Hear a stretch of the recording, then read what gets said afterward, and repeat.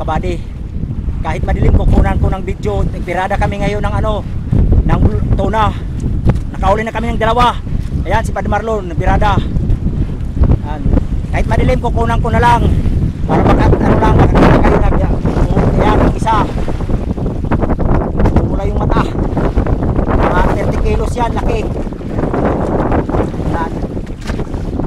Kukunan ko lang kahit madilim. Marlon niya birada pa. Pangalawa niyang huli. Pangalawa niyang huli. At saka yung isa yung huli nandito sa yan, yung isa sa akin. Kahit madilim, importante makakita kayo na trabaho kami mga kabady. Yan, yung isa.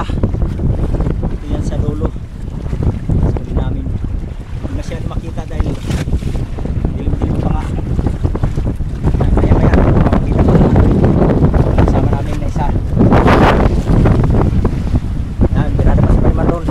Sige, dyan lang muna, mamaya na yung ano nito update. Dahil madilim pa. Babay muna sandali. Yan, napahapon natin yung isda namin.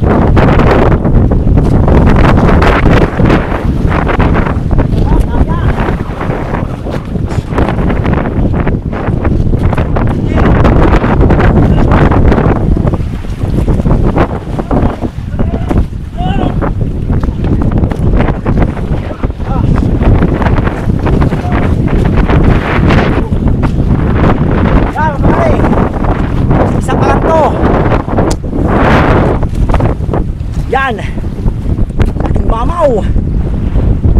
Laki. Tinataas ko na nga yung video.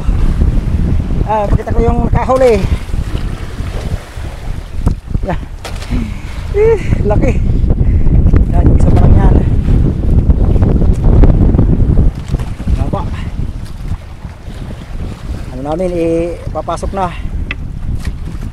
Pasok namin. Sinusukat. Ano, ito ikog na lang kung ito ulit at tatanggalin, ulo na lang. Ayaw, may maikog na eh. Wala ito pa uli na mait.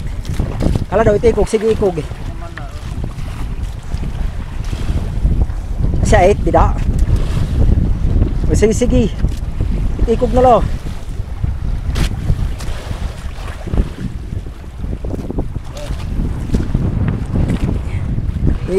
Papatay na lang muna natin dahil malulubat na.